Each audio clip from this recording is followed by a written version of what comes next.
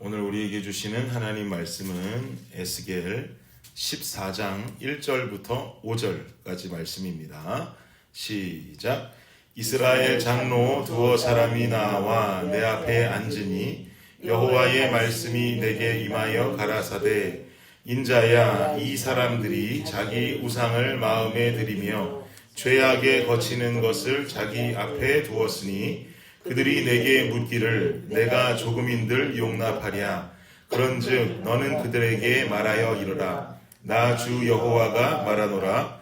이스라엘 족속 중에 무릇 그 우상을 마음에 들이며 죄악에 거치는 것을 자기 앞에 두고 선지자에게 나아오는 자에게는 나 여호와가 그 우상에 많은 대로 응답하리니 이는 이스라엘 족속이 다 그 우상으로 인하여 나를 배반하였으므로 내가 그들의 마음에 먹은 대로 그들을 잡으려 함이니라. 아멘. 아멘.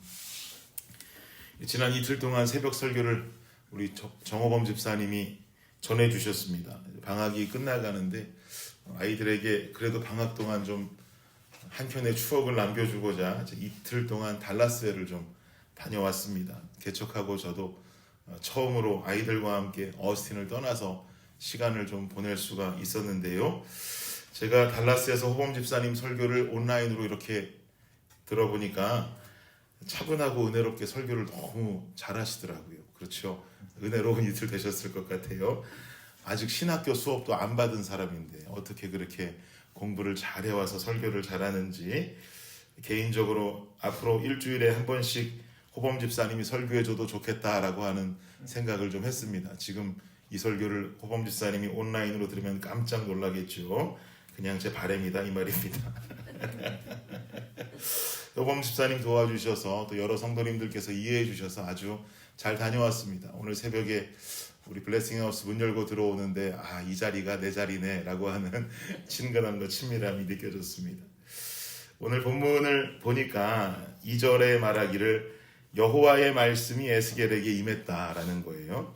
그런데 이 말씀이 누구에게 임하는 말씀인가, 향하는 말씀인가? 1절을 보니까 이스라엘 장로 두어 사람이 나와서 내 앞에 앉아있다라고 지금 쓰여있죠. 즉 이스라엘 장로들에게 임하는 말씀이다라는 것을 우리는 알 수 있습니다. 장로들이라고 하면 이스라엘의 공동체 리더들을 말하는 것이죠. 오늘날도 성경의 장로라고 말하니 직분이 교회 안에서 장로인 사람들에게만 이 말씀 전해지는 것이구나 라고 해석할 것이 아니라 당시 이스라엘 공동체의 리더들이라 함은 오늘날의 교회 공동체의 리더들을 향하는 말씀이다 라고 해석하는 것이 정확하겠습니다.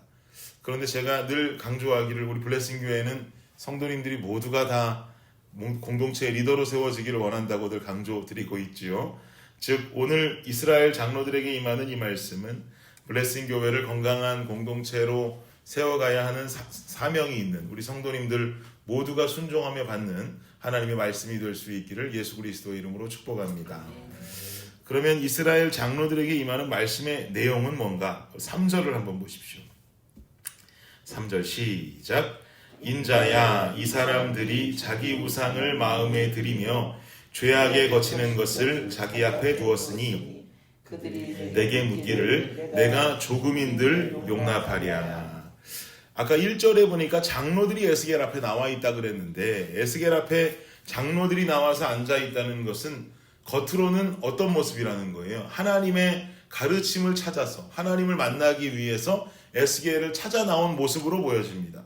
그런데 방금 읽은 3절을 보니까 겉모습은 하나님 만나러 나온 장로들 같아 보이기는 하는데 3절 말씀 보니까 그 속마음은 겉으로 보여지는 것과는 전혀 다르다는 것을 우리는 알 수가 있어요. 3절에 보면 이 사람들이 자기 우상을 마음에 들이며 라고 말하지요. 이게 원어적인 의미는 이 장로들이 우상을 마음 위로 올려두었다 이 말입니다. 마음 위로 올려두었다. 그러니까 이 말씀인 즉슨 우상을 그저 마음속에 두고 있다. 하나님 아닌 다른 신을 내 마음에 두고 있다 정도의 이야기가 아니라 마음 위에 올려두었다는 거예요. 마음 위에 올려두었다라고 하는 의미는 뭐냐면 마음이 지배당하고 있다는 거죠. 점령당했다 이 말입니다.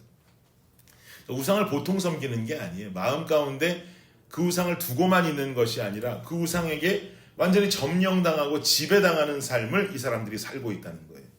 그리고 그 뒤에 이어지는 말씀 보니까 죄악에 거치는 것을 자기 앞에 두었다.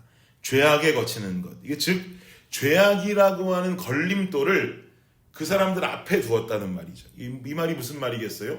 하나님과 이 장로라고 하는 사람들의 사이에 죄악이라고 하는 걸림돌을 딱 놓고 가로막게 둠으로써 하나님과의 관계가 단절되었다. 가로막혀버렸다라고 하는 의미가 되는 것입니다. 그러니까 우상에게 마음을 점령당하고 있다라고 하는 그 심각하고 악한 그런 표현과 뒤에 이어지는 표현이 동일한 표현이다라고 볼 수가 있죠.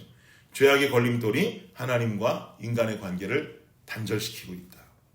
겉으로는 하나님 가르침 사모하는 것처럼 보이나 속은 완전히 무너져 있는 공동체의 리더들인 것이죠. 이런 모습을 가진 자들을 하나님께서 어떻게 벌하시는가? 7절과 8절 보세요. 아주 무서운 하나님 심판의 메시지인데요. 시작.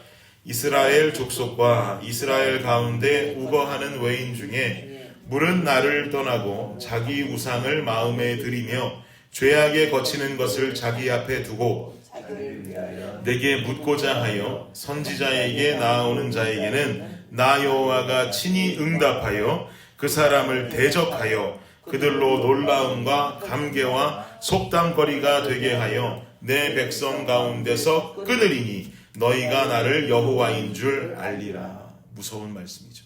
내 백성 가운데서 너희를 끊어버리겠다.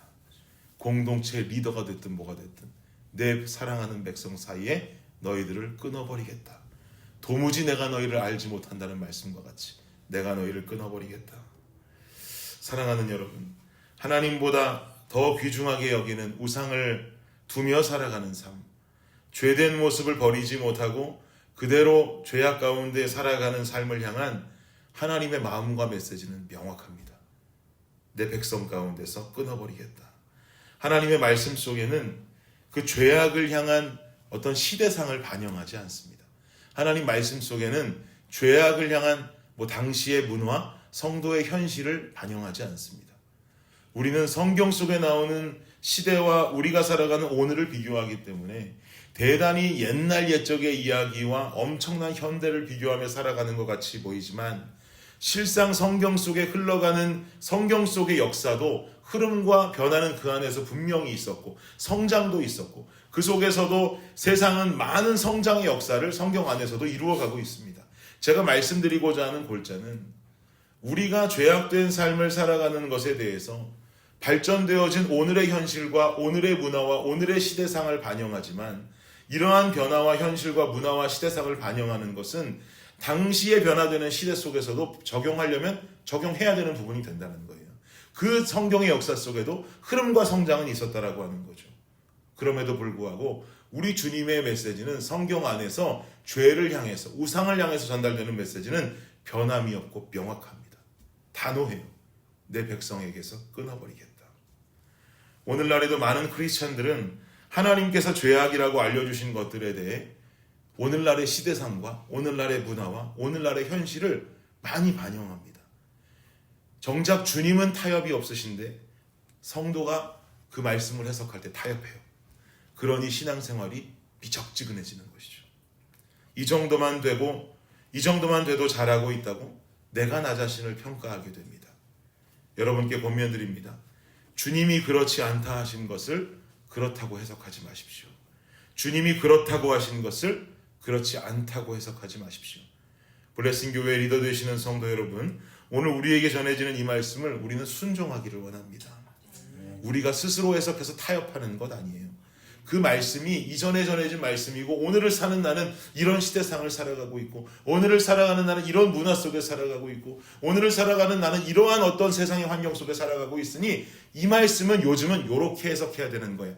사단의 거짓말입니다. 아니에요. 주님은 단호해요. 아닌 건 아니다. 내 백성 사이에서 끊어버리기 원한다라고 이스라엘의 리더들에게 분명하게 말씀하고 계세요. 우리가 하나님 앞에 타협이 아니라 순종의 길을 걸을 때 주님께서 과연 어떻게 역사하시는지 우리가 확인하며 살아가기를 간절히 원합니다. 주님께서 어떻게 나를 사용하시고 어떻게 내 삶을 빚어가시는지를 우리가 함께 기대하며 확인하며 살아가는 백성이 될 때 주님께서 내 백성 사이에서 끊기 원하는 백성이 아니라 내 백성 사이에서 하나님께서 사용하시기 원하는, 정말 간절히 원하는 그 백성의 모습을 우리가 갖추어가는 것이죠. 완전히 죄에서 삶을 돌이키시기를 바랍니다. 그 삶으로 말미암아 하나님께서 끊기 원하시는 백성이 아니라 주님께서 사용하시기 원하는 블레싱 교회, 그리고 블레싱의 성도님들이 되시기를 예수 그리스도의 이름으로 축복합니다. 기도하겠습니다. 주님 감사합니다. 주님의 말씀은 명확하고 단호합니다. 주님, 이 말씀을 우리가 이렇게 저렇게 세상 가운데 양념하고 재해석해서 우리가 지키기 편하고 행해 나가기 편한 우리의 복음으로 만들어가지 않기를 원합니다. 주님께서 단호하게 아니라 하신 것은 아닌 것입니다. 주님께서 단호하게 맞다 하신 것은 맞는 것입니다.